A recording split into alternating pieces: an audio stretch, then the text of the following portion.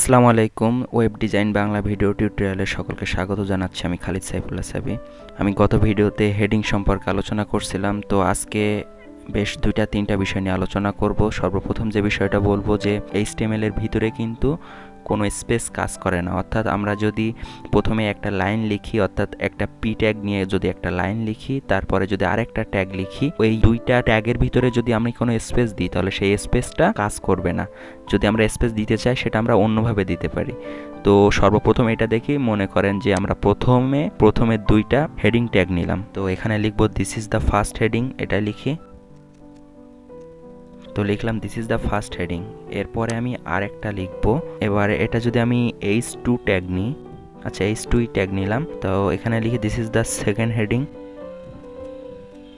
তো যদি এই দুইটা লেখার পরে দেখেন, আমরা যদি এখানে কিছু স্পেস দিই, ইন্টার দিয়ে কিছু স্পেস দিয়ে দিলাম।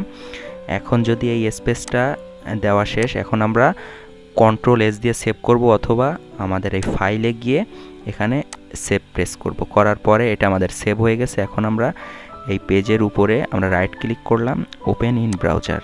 করার পরে দেখেন এখানে যে ফার্স্টটা হলো this is the first heading and the second one is this is the second heading. দেখেন এই দুইটার মাঝে কিন্তু কোনো স্পেস নাই, কিন্তু আমাদের এখানে আমরা যে প্ল্যাটফর্মে লিখছিলাম এখানে অনেকগুলো স্পেস দিয়ে দিচ্ছি। দেখেন এতগুলো স্পেস, কিন্তু HTML-এ আমরা এইভাবে স্পেস ইউজ করতে পারবো না। তো এতটুকু আশা করি বুঝতে পারছেন। এবার আমি যে বিষয়টা নিয়ে আলোচনা করবো সেটা হলো HTML-এর ভিতরে আমরা যদি অ্যাট্রিবিউট ইউজ করতে চাই। অ্যাট্রিবিউট কি? HTML ট্যাগের ভিতরে যদি আমরা কোনো স্টাইল দিতে চাই, স্টাইলের জন্য তো CSS আছে, এটা আমরা অনেকেই জানি। তো HTML-এর ভিতরে যদি আমরা কিছু অ্যাট্রিবিউট ইউজ করে আমরা স্টাইল দিতে পারি। তো এখানে সর্বপ্রথম একটা পি ট্যাগ যদি নিই, তাহলে এখানে কিছু লেখা নিতে হবে। তো আমরা যারা ওয়েব ডিজাইন শিখতে চাই, বা আমরা যদি কোনো মানুষকে ওয়েব ডিজাইন শেখাতে চাই, তাহলে আমাদের জন্য কিছু ডামি টেক্সট আছে, সেগুলো ইন্টারনেট থেকে নিতে পারি আমরা। যেমন কিছু সাইট আছে, যেমন আমি যদি এই সাইটে যাই, লরেন ইনসাফ, এই যে চলে আসছে। দেখেন এটা দেওয়ার পরে দেখেন এখানে যে ফার্স্ট ওয়ান থাকবে, এটা আমরা ক্লিক করার পরে দেখব যে এখানে অনেকগুলো লেখা আছে। এগুলোর কিন্তু কোনো নির্দিষ্ট কোনো অর্থ নাই, কিন্তু জাস্ট আমাদের জন্য, আমরা যারা এগুলো প্র্যাকটিস করতে চাই, যারা শিখতে চাই, তাদের জন্য এগুলো রেডি করা। তো আমি এখান থেকে বেশ কিছু একটা লেখা আমি এখান থেকে Ctrl+C দিয়ে কপি করে নিলাম। নেওয়ার পরে আমরা আমাদের প্ল্যাটফর্মে এই যে পি ট্যাগের ভিতরে দিয়ে দিলাম। দেওয়ার পরে দেখেন এখানে বেশ বড় এক প্যারাগ্রাফ চলে আসছে।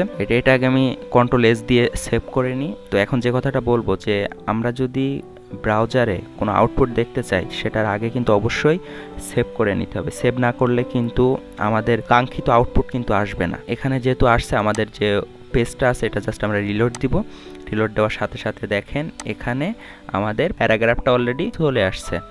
তো এবার আমরা কি করব, এই HTML এর ভিতরে আমরা অ্যাট্রিবিউট ইউজ করব। তো অ্যাট্রিবিউট ইউজ করতে গেলে এই যে প্রথমে যে স্টার্টিং ট্যাগ আছে, এটা পি ট্যাগ আছে, স্টার্টিং ট্যাগ, এটার ভিতরে আমি টাইটেল লিখব। টাইটেল লেখার পরে দেখেন এখানে কিন্তু ডাবল কোটেশন আছে। তো এখানে আপনি যদি সিঙ্গেল কোটেশন দিতে চান তারপরেও হবে। তো এখানে যদি লিখি আমি দিস ইজ আওয়ার প্যারাগ্রাফ,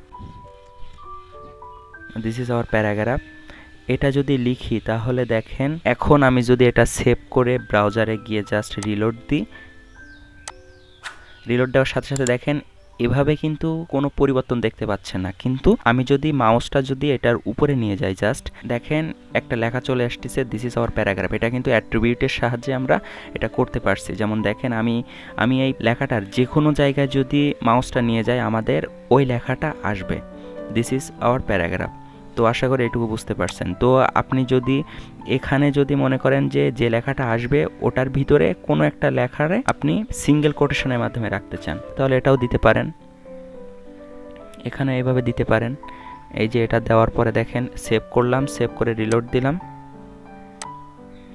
এবার এই দেখেন এখানে কিন্তু আওয়ার সিঙ্গেল কোটেশনের ভিতরে চলে আসছে। তো আপনি যদি চান যে যদি বাইরে যদি সিঙ্গেল কোটেশন দিতে চান, তাহলে ভিতরে অবশ্যই ডাবল কোটেশন দিতে হবে, কারণ এই দুইটা যেন অপোজিট হয়, এটা মাথায় রাখতে হবে।